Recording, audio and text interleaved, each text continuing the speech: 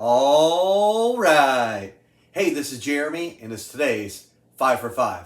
So this week, our pastors are talking about walking in the Spirit, being obedient to God by walking in His Spirit. All of us who believe in Jesus, we have the Holy Spirit living inside of us to help us get through this life. Because let's be honest, we cannot live this life for the Lord on our own. In Romans 8:26, we read that the Spirit helps us in our weaknesses. It's not that the Spirit is just there waiting for us to ask Him for help. He is continually helping us with our weaknesses, emotionally, physically, spiritually. Specifically in that passage, when we don't know how to pray, Paul writes in Romans 8 that the Holy Spirit will intercede for us and say what we don't know what to say.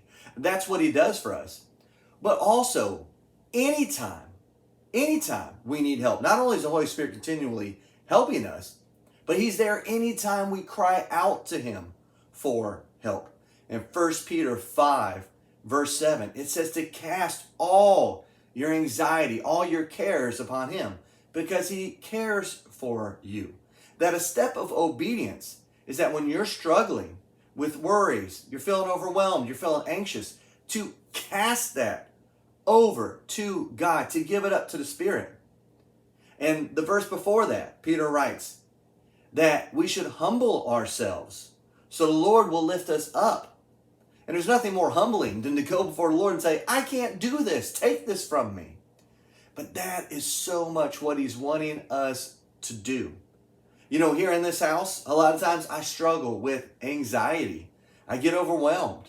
I've done a lot of things to try to fix that. I've talked to people. I've done different things. You might exercise or listen to music or whatever. But let me tell you something.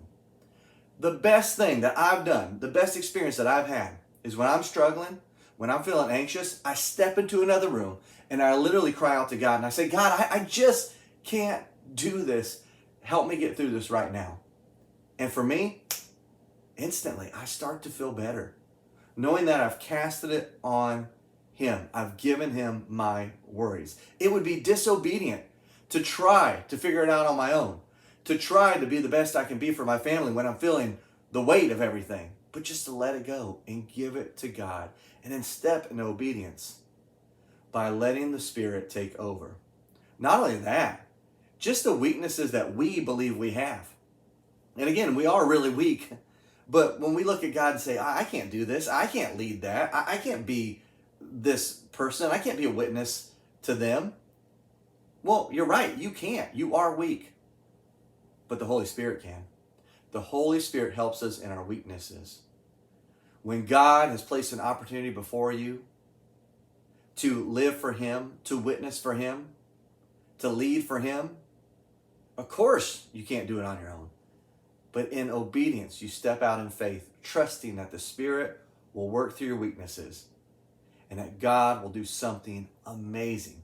Because we also know from Paul that it's in our weakest moments that we have the greatest strength, because that is when God shows up. And the Holy Spirit is the one who gets the credit, and He does the work. And it's you allowing the Spirit to work through your life, and you walk through the Spirit, by the Spirit, in the Spirit.